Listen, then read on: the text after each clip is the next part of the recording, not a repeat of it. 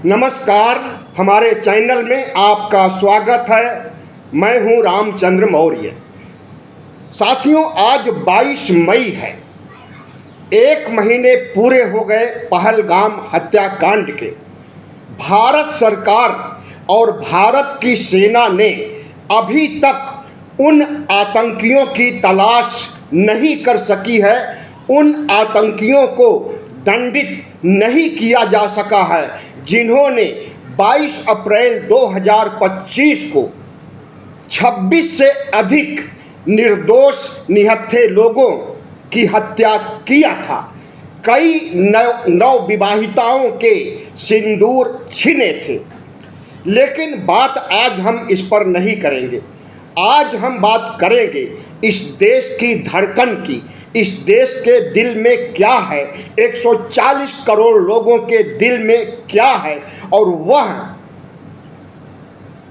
जन जन के दिल में है कि पाक अधिकृत क्षेत्र, जिसे पीओके के नाम से जाना जाता है, जिस पर 1947 से पाकिस्तान का कब्जा है, अभी तक उस कब्जे पर भारत का कब्जा नहीं हो सका है। पाकिस्तान अवैध रूप से पीओके पर कब्जा किए हुए है और इसे आज़ाद कश्मीर के रूप में कहता है। पाकिस्तानी लोग पीओके को आज़ाद कश्मीर कहते हैं, लेकिन हमारे देश के लोग इसे पाक अधिकृत क्षेत्र कहते हैं। पहलगाम हत्याकांड के बाद जब ऑपरेशन सिंदूर चलाया गया तो उम्मीद की गई थी कि युद्ध होगा और उस युद्ध में न सिर्फ पाकिस्तान को सबक सिखाया जाएगा बल्कि पीओके को भी हासिल कर लिया जाएगा। लेकिन किस तरह से चल रहे मिसाइलों के हमले, ड्रोन के हमले, हवाई जहाज, हवाई यानों से हमले को किस तरह से अमेरिका ने बंद करवाया सीज फायर करके, यह एक अलग मुद्दा बन गया है कि भारत पाकिस्तान के युद्ध को रोकने वाला तीसरा पक्ष अमेरिका कौन होता है। तो साथियों, आज हम आपको बताएंगे कि पाकिस्तान अधिकृत क्षेत्र के लोग जो वहाँ पर कश्मीरी हैं, पख्तूनी हैं, मुस्लिम हैं, हिंदू हैं, वह चाहते हैं कि पीओके पर पाकिस्तान का कब्जा नहीं होना चाहिए, भारत का कब्जा होना चाहिए। आज़ाद कश्मीर को भारत में विलय होना चाहिए। भारत सरकार ने जब 2024 में जम्मू कश्मीर विधानसभा का चुनाव करवाया तो उसके पहले 24 सीटें पीओके के लिए आरक्षित कर दी गई थी। उन 24 सीटों पर चुनाव नहीं हो सका क्योंकि पीओके पर पाकिस्तान का कब्जा है।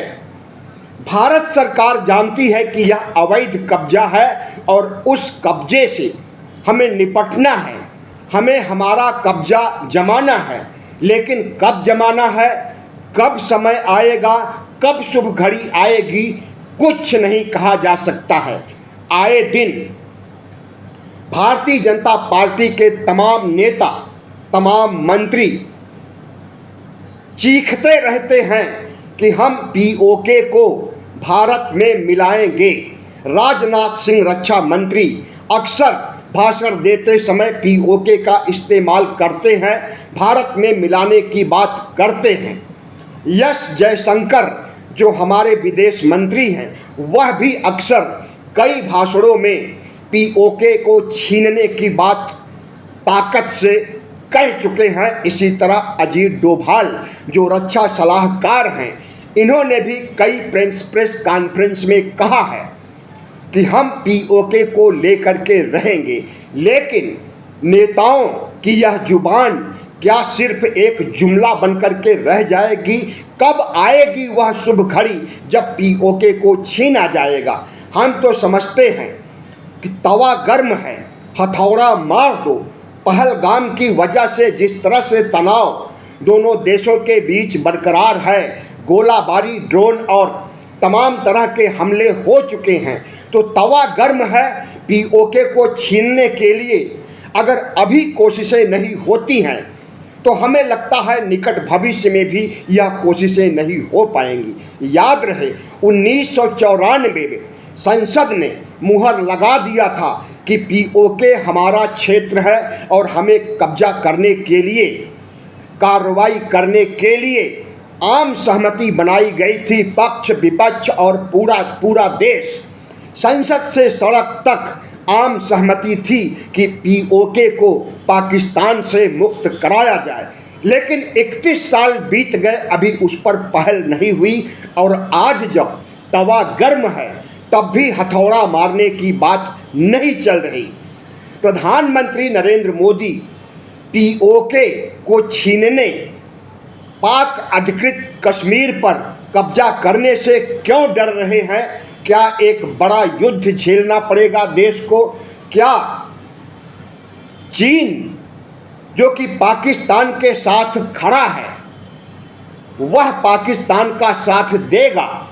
तब भारत की सेना कमजोर पड़ जाएगी, हार हो जाएगी। क्या ऐसी आशंकाएं प्रधानमंत्री नरेंद्र मोदी को हैं?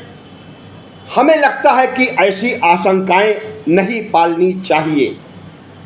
पहलगाम हत्याकांड होने पर चीन ने इसकी भर्त्सना किया था और आतंकवाद को खत्म करने की बात कही थी। ऑपरेशन सिंदूर का समर्थन किया था। लेकिन उसी चीन ने शांति का राग अलापते हुए यह भी कहा था कि हर मौसम में हम पाकिस्तान के दोस्त हैं। बहुत बड़ी बात चीन ने कही। इस पंक्ति से यह आभास मिलता है कि अगर भारत पाकिस्तान में पीओके को लेकर युद्ध खड़ा होता है तो चीन उसके साथ खड़ा हो जाएगा। याद रहे 1963 में पीओके का एक हिस्सा सक्सगाम के नाम से जाना जाता है और वह सक्सगाम का भूखंड पाकिस्तान ने चीन को सौंप दिया है। इसी तरह से सीपीईसी का मतलब हुआ चीन पाकिस्तान इकोनॉमिक कॉरिडोर, यानी पाकिस्तान चीन का आर्थिक गलियारा। पीओके के गलियारे के रास्ते चीन और पाकिस्तान का व्यापार होता है। दोनों तरफ से आयात निर्यात किया जाता है और इस पर $68 बिलियन अब तक खर्च किया है चीन और पाकिस्तान ने। तो जाहिर है कि पीओके पर न सिर्फ सक्सगाम पर चीन की पकड़ है क्योंकि उसे सौंप दिया गया है, बल्कि सीपीईसी पर भी चीन का कब्जा है। और इसके अलावा अक्साई चीन भी वहीं पर आता है जिसे हम 1962 में गंवा दिए थे। 1962 में जब चीन और पाकिस्तान का युद्ध हुआ था तो उसमें हमें अक्साई चीन को खोना पड़ा था। अक्साई चीन के कब्जे में है 1962 से। अक्साई चीन, सक्सगाम, सीपीईसी यानी पाकिस्तान चीन का आर्थिक गलियारा, इन तमाम वजहों की वजह से भारत की हिम्मत नहीं पड़ रही है कि वह पीओके पर कब्जा जमाए। युद्ध के रास्ते या शांति समझौते के रास्ते, शांति समझौते पर तो पाकिस्तान मानेगा नहीं, सिर्फ युद्ध का रास्ता है। और युद्ध के रास्ते पर अगर चीन कह रहा है कि हम हर मौसम में पीओके को लेकर के पाकिस्तान के साथ खड़े हैं, तो शायद इसीलिए भारत की हिम्मत नहीं पड़ रही है पीओके को खाली कराने की। लेकिन जब पीओके के लोग, वहाँ के मुसलमान, वहाँ के हिंदू, वहाँ के पख्तूनी इस बात पर सहमत हैं कि हम भारत में शामिल होना चाहते हैं और तमाम तरह के नारे पीओके में लगाए जाते हैं आए दिन कि पाकिस्तान पीओके छोड़ो, इस तरह के नारे लगाए जाते हैं और भारत को आमंत्रित किया जाता है। तो हम समझ रहे हैं कि यह एक ताकत मिल रही है भारत को पीओके खाली कराने के लिए। लेकिन जो पहलगाम हत्याकांड हुआ था, पाकिस्तान का साथ दिया चीन ने J-10C जेट्स दिया पाकिस्तान को। इसके अलावा PL-15 मिसाइलें, PL-15 मिसाइलें भी पाकिस्तान को दिया, जिससे वह भारत के राफेल तक को मार गिराया था। हालांकि भारत इस बात को नहीं मानता कि कोई एक भी राफेल गिराया गया है, लेकिन जो हकीकत है वह दुनिया के सोशल मीडिया में गूंज रहा है कि राफेल को पाकिस्तान ने चीन की सहायता से मार गिराया है। तो साथियों, भारत अपने को चीन और पाकिस्तान के गठजोड़ से क्यों कमज़ोर समझता है? याद रहे कि 5 अगस्त 2019 को 370 धारा कश्मीर में लागू की गई थी और उस समय जो कड़ा निर्णय भारत सरकार, मोदी सरकार ने लिया था, चीन ने पाकिस्तान का साथ नहीं दिया या पीओके का साथ नहीं दिया था। चीन ने अंतर्राष्ट्रीय दबाव में या फिर किसी कूटनीतिक वजह से साथ नहीं दिया था, इसका खुलासा तो नहीं हुआ है। लेकिन इतना निश्चित है कि इस बार अगर चीन हर मौसम में पाकिस्तान का साथ निभाने की बात कर रहा है तो यह भारत के लिए शुभ संकेत नहीं है। रणनीतिक कूटनीति से चीन को समझाया जाना चाहिए कि वह पीओके पर दखल न दे। पीओके भारत और पाकिस्तान का निजी मामला है। हम सक्सगाम पर हमला करके उस पर कब्जा नहीं करेंगे जो चीन के पास है। सक्सगाम और अक्साई चिन, उस पर हम हमला नहीं करेंगे। हम सिर्फ उस क्षेत्र पर हमला करेंगे पीओके के जहां पर कि पाकिस्तान का कब्जा है। इस तरह से चीन को विश्वास में लिया जा सकता है। कूटनीतिक दबाव अपने से नहीं तो ट्रंप से या पुतिन से इस तरह का दबाव डलवाया जा सकता है। चीन के भय से भारत पीओके को खाली न कराए, यह एक बहुत बड़ी विडंबना होगी।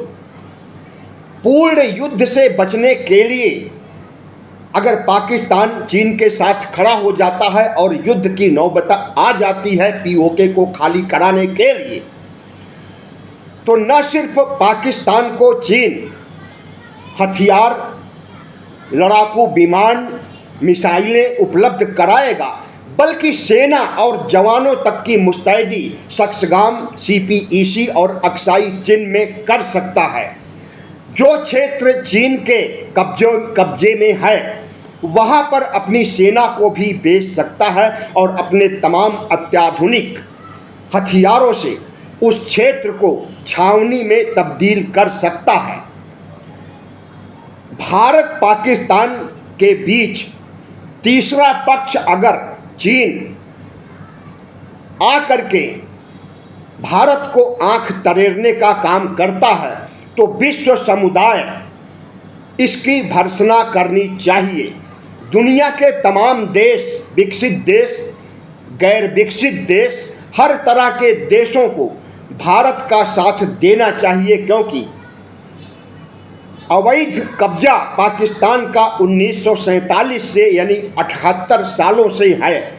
अगर हम उसे मुक्त कराने के लिए पीओके के निवासियों के मन के मुताबिक पीओके को भारत में शामिल करने के लिए बड़ा युद्ध लड़ना चाहते हैं तो इसमें विश्व समुदाय को साथ देना चाहिए भारत का, न कि चीन और पाकिस्तान का।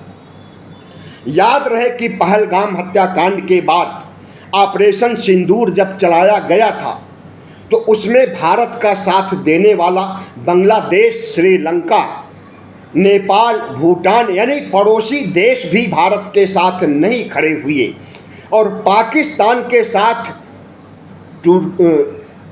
टर्की और कई अन्य मुस्लिम देश खड़े हो गए उसके समर्थन में, हथियारों की सप्लाई में। यहाँ तक कि एक महाशक्ति के रूप में, सैन्य महाशक्ति के रूप में जो चीन उभरा है वह भी पाकिस्तान के साथ खड़ा हो गया। और ट्रंप जो अमेरिका के राष्ट्रपति हैं यह तो दिखाते हैं कि हम दोनों के पक्ष में हैं, हम शांति चाहते हैं, लेकिन उनका व्यवहार भी पाकिस्तान के साथ पाकिस्तान के पक्ष में रहा, क्योंकि जिन दिनों पहलगाम हत्याकांड का बदला लेने के लिए ऑपरेशन सिंदूर चलाया गया था उन्हीं दिनों में ट्रंप ने $1 अरब से अधिक लोन दिलवाया था पाकिस्तान को। पुतिन भी दोनों तरफ हैं। पुतिन भारत की तरफ इनका झुकाव होना चाहिए, क्योंकि रूस से हमारे संबंध, कूटनीतिक राजनीतिक संबंध आज से नहीं दशकों से हैं। लेकिन रूस भी पाकिस्तान के फेवर में आया तो नहीं, लेकिन रुझान देखने को जरूर मिला। तो क्या पीओके खाली कराने के लिए भारत की सेना जब मुस्तैद हो जाएगी कश्मीर में पीओके पर, तो क्या विश्व समुदाय का समर्थन नहीं मिलेगा? कुछ नहीं कहा जा सकता है, मिल भी सकता है, नहीं भी मिल सकता है। पीओके क्षेत्र का इस्तेमाल पाकिस्तान किस रूप में करता है इसे भी समझने की ज़रूरत है। पाकिस्तान वहाँ पर आतंकी संगठनों को ट्रेनिंग देता है। आतंकी संगठनों के ठिकाने पीओके में बना रखा है।